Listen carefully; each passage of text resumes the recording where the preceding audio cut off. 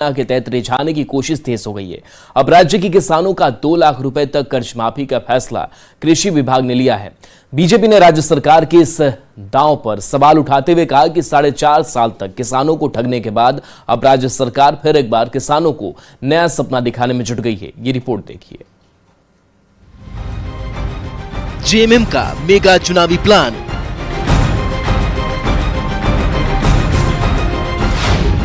कर्ज माफी के बहाने सियासी फायदे की तलाश,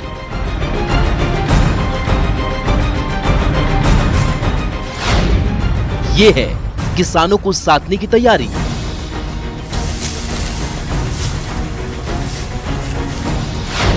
कर्ज माफी की क्या है जमीनी हकीकत?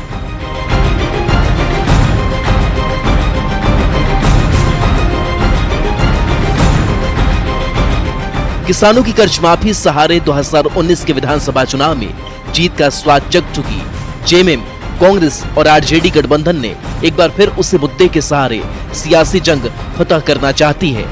कहने को तो देश भर में झारखंड की पहचान उसके खनिज संपदा को लेकर होती रही है, पर इस बात से भी इनकार नहीं किया जा सकता कि राज्य की एक बड़ी आबादी खेती बाड़ी पर निर्भर है।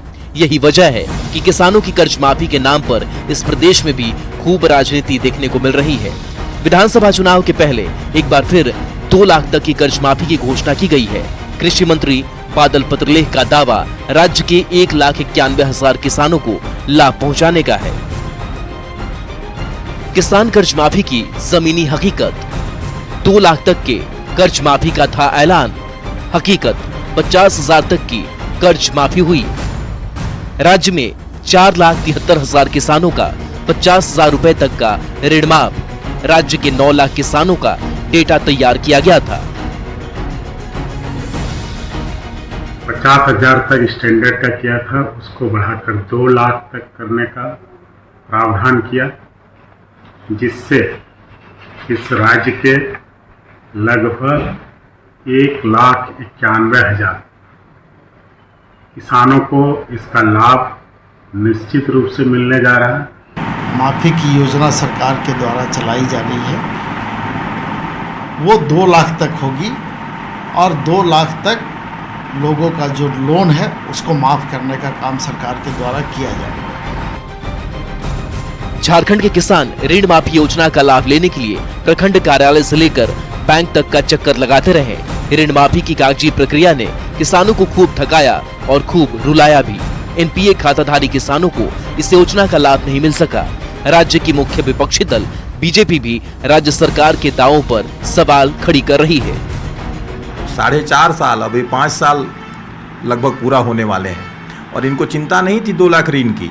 50,000 तक का जो घोषणा किए थे या जो इन्होंने कुछ किया है उसका भी कुछ स्पष्ट आंकड़ा नहीं है। उसमें 2,000 के ऋण भी हैं। सुनने में लगता है कि 50,000 रुपए की माफ़ी, लेकिन वो तो 1,000, 2,000, 3,000 के ऋण भी हो सकते हैं।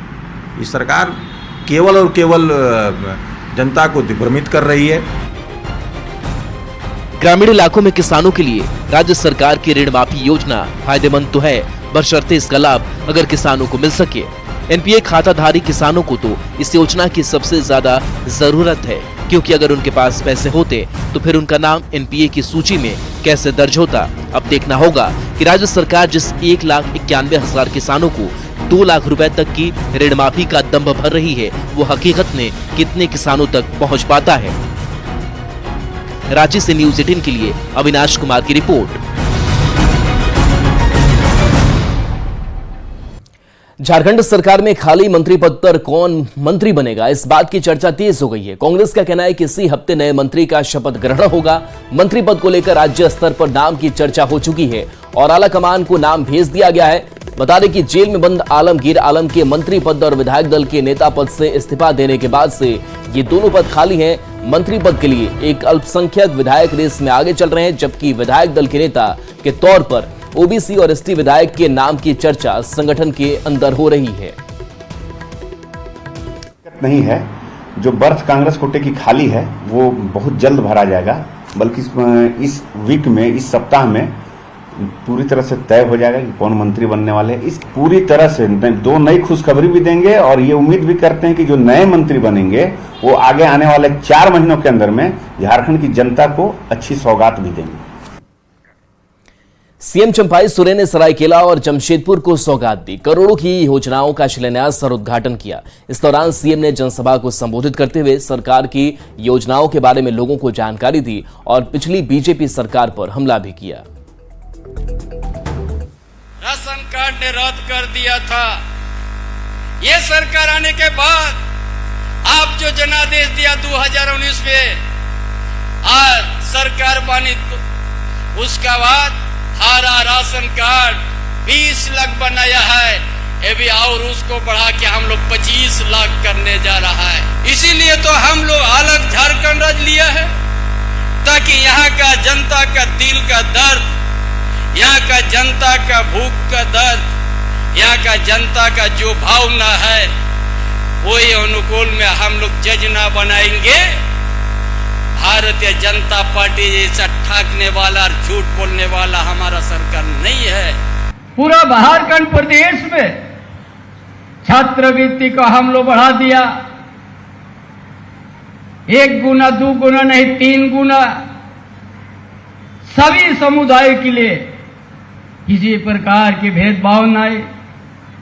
विदेश तक यहाँ का आदिवासी, यहाँ का मूलवासी, यहाँ का दलित का बेटा बेटी, यहाँ का अल्पसंख्यक का बेटा बेटी विदेश तक हम लोग फ्री पढ़ने भेज दिया है।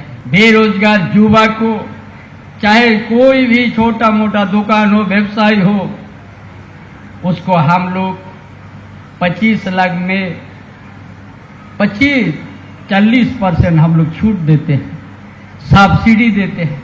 ये सोच है ताकि यहाँ का बेरोजगार रोजगार से जुड़ सके। पश्चिमी सिंहभूम से चुनाव जीतने के बाद जोबा मांझी आज मझगांव विधानसभा क्षेत्र पहुंचे। इस दौरान उनका भव्य स्वागत हुआ। मौके पर पार्टी कार्यकर्ता और ग्रामीणों ने पारंपरिक तरीके से ढोल मांदर बजाते हुए पारंपरिक नृत्य का भी आयोजन किया।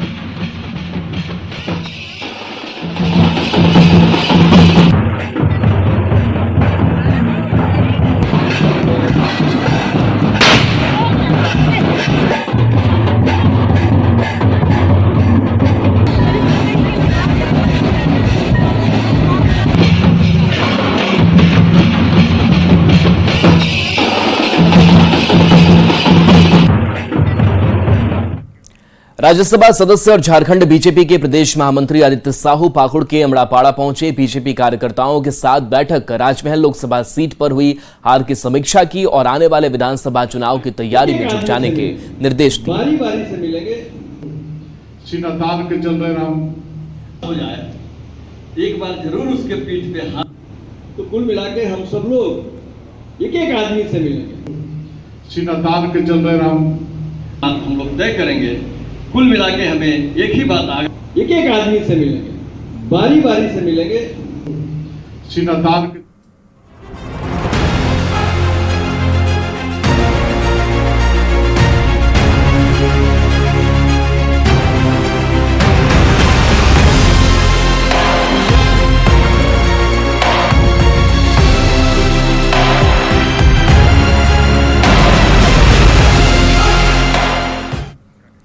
जमशेदपुर की लाइफलाइन स्वर्ण रेखा और खरकाई नदी संकट में है। 50 से ज्यादा गांवों की प्यास बुझाने वाली नदियों को लोग काला पानी की सजा दे रहे हैं। अगर जल्द ही नदियों के हालात सुधारने के लिए कोई पहल नहीं की गई तो वो दिन दूर नहीं जब ये नदियां इतिहास के पन्नों में सिमटकर रह जाएंगी। ये रिपोर्ट देखिए।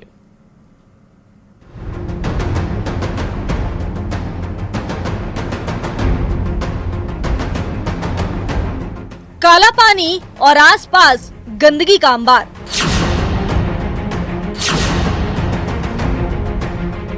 अगर आप तस्वीरों को देख ये सोच रहे हैं कि ये कोई नाले की तस्वीर है तो आप गलत हैं, क्योंकि ये जमशेदपुर की लाइफलाइन कही जाने वाली स्वर्ण रेखा और खरकाई नदी है। 50 से भी ज्यादा गांव की प्यास बुझाने वाली ये नदियां आज अपने ही अस्तित्व को बचाने के लिए जूझ रही हैं। भले ही जमशेदपुर शहर स्वच्छता सर्वेक्षण में झारखंड में 3 सालों से टॉपर आ रहा है, लेकिन इन नदियों की गंदगी देख प्रशासन और नगर निगम के दावों की पोल खुल रही है। जमशेदपुर के 16 बड़े नाले जो है वो सीधे तौर पर कचरों के साथ साथ गंदा पानी जो है वो शहर की लाइफलाइन कही जाने वाली स्वर्णरेखा और खरकई नदी में गिर रही है। तस्वीर आप देख सकते हैं कि अभी मैं खरकई नदी में मौजूद हूं, जहां आप देख सकते हैं कि खरकई नदी जो है वो पूरी तरह से सीमेंट के नाले में तब्दील हो गई है। एक तरफ शहर को स्मार्ट बनाने की कवायद हो रही है, विकास को रफ्तार दी जा रही है, लेकिन इस विकास की आड़ में प्रकृति का विनाश हो रहा है। नदी में गंदा पानी छोड़ दिया जाता है, जिससे दोनों ही नदियां इतनी दूषित और बदबूदार हो गई हैं कि यहाँ खड़े होना तो दूर, यहाँ से गुजरना भी किसी जंग लड़ने जैसा होता है।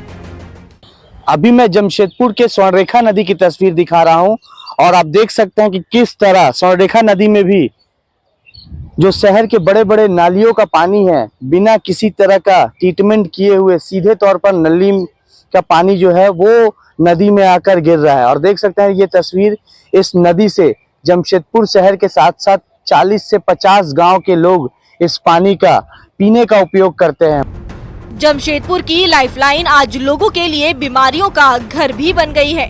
इसको लेकर अब बीजेपी आंदोलन की तैयारी में है। बीजेपी ने नगर निगम और जिला प्रशासन को सड़क पर उतरकर आंदोलन करने की चेतावनी दी है। इस पे सरकार को तुरंत अविलंब इस पे कार्रवाई करते हुए इस चीज को बंद करना चाहिए। और जो नाले का पानी सीधा नदी में आ रहा है और कहीं न कहीं ये पब्लिक हेल्थ से जुड़ा हुआ चीज है।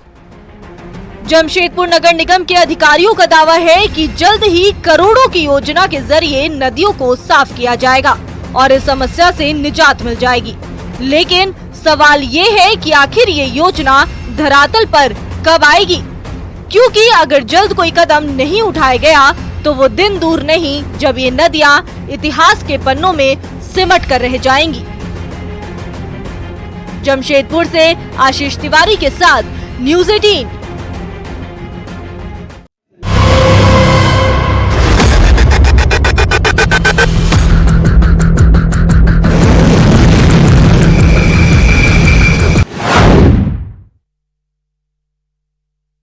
तो पड़ रही भीषण गर्मी ने विकराल रूप धारण कर लिया है। जिले का पारा 44 से लेकर 45 डिग्री तक पहुंच गया है। इस भीषण गर्मी की वजह से शहर का इकलौता हेरुआ जलाशय पूरी तरह से सूख चुका है। ऐसे में शहरी जलापूर्ति योजना ठप हो गई है। गर्मी का ही सितम है कि ताल तलैया सूख चुके हैं। कुआं और चापाकल का जल स्तर काफी नीचे चला गया है, जिसके कारण पीने के पानी को लेकर शहर में हाहाकार मचा हुआ है। लोग एक दूसरे के मोहल्लों पर निर्भर रह रहे हैं। कई बार पानी के लिए लोगों को आपस में लड़ते भिड़ते देखा जा सकता है। शहर के डुमसिटवा मोहल्ले में एक जलमीनार 5 साल से बन रहा है, जो आज तक पूरा भी नहीं हुआ है। ये पानी का टैंकर भी आता नहीं है और सब परेशानी थी, पानी की चलते जूझ रहा है और उससे मर्दे सारे लोग परेशान इसमें हैं। और पूरी तालाब भी है, वो भी समझिए सूख गया, उसको भी सफाई किया तो 15-20 दिन से नहीं आ रहा है। इतना दिक्कत की समस्या के करना पड़ रहा है जिसका कोई हिसाब नहीं। ये पानी हम लोगों को तिलैया डैम से लाना है, जिसके लिए एनओसी प्राप्त हो चुका है, लेकिन कुछ क्षेत्रों में डीएफओ फॉरेस्ट डिपार्टमेंट द्वारा कुछ आपत्ति की गई है, तो उनसे परमिशन लेने का प्रयास चल रहा है कि परमिशन के बाद हमारा करीब जो पानी लाने वाला पाइपलाइन है वो करीब 60 से 70% काम कंप्लीट हो गया है। गुमला में भीषण गर्मी के बीच कोयल नदी के किनारे सोंगरा जंगल लोगों के लिए वाटर पार्क बन गया है। ये जगह सैलानी के लिए आकर्षण का केंद्र बना हुआ है। यहाँ दूर दराज से लोग घूमने आ रहे हैं और ठंडे पानी में नहाने और खेलने का मजा ले रहे हैं।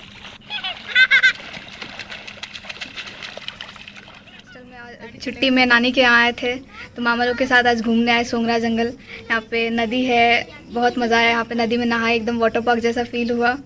बहुत मज़ा, बहुत एंजॉय किए। यहाँ पे बहुत अच्छा नज़ारा भी है, नेचर का ब्यूटी है, पेड़ पौधा बहुत सारा है।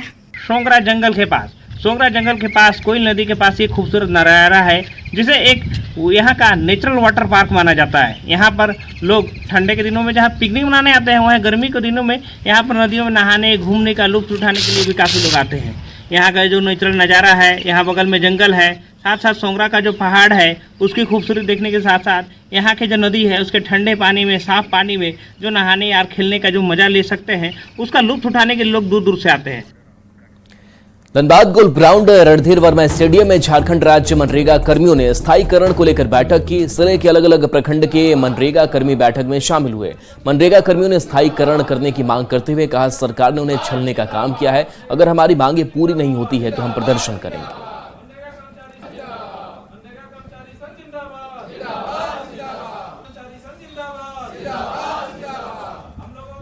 एक ही रणनीति है और एक ही मांग है स्थायीकरण का, और इसके अलावा अगर हमारी मांग नहीं पूरी होती है तो संभवतः हम लोग आंदोलन की तरफ बढ़ेंगे। ये राज्य सरकार हम लोगों को एक तरह से कहिए कि शोषण कर रही है और हमेशा ही हम लोग से धोखा दिया जा रहा है।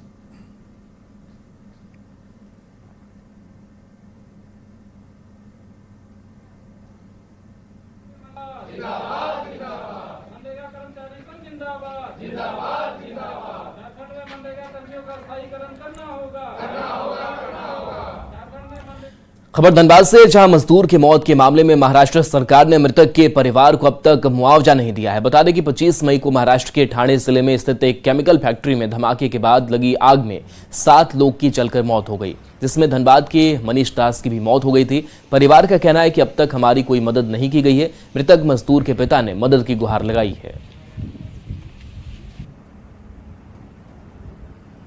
ग्रामीण एकता मंच के अध्यक्ष रंजीत सिंह से मिलने के बाद इनके थोड़ा सा आर्थिक सहयोग से हम मुंबई गए।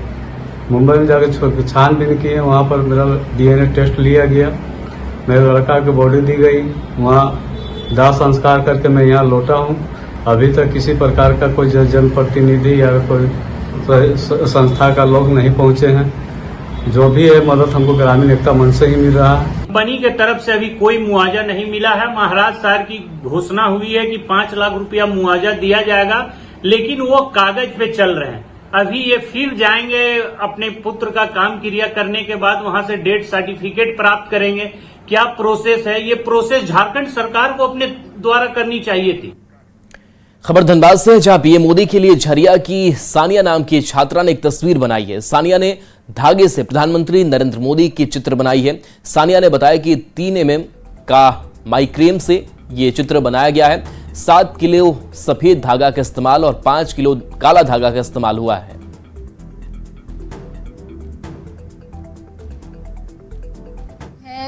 G 4 है। हमारे इसको बनाने का एक ही मकसद था, वर्ल्ड रिकॉर्ड बनाया और लोग हमसे सब पहला पोर्ट्रेट है जो हमने बनाया है धागे का। ये पोर्ट्रेट तो बहुत तरीके से बनता है, पेंटिंग, वाटर कलर ऐसे करके, लेकिन धागे का पोर्ट्रेट किसी ने नहीं बनाया है। खबर लातेहार से, जहां घासी टोला गांव में जंगली जानवरों ने 50 वर्षीय सुशीला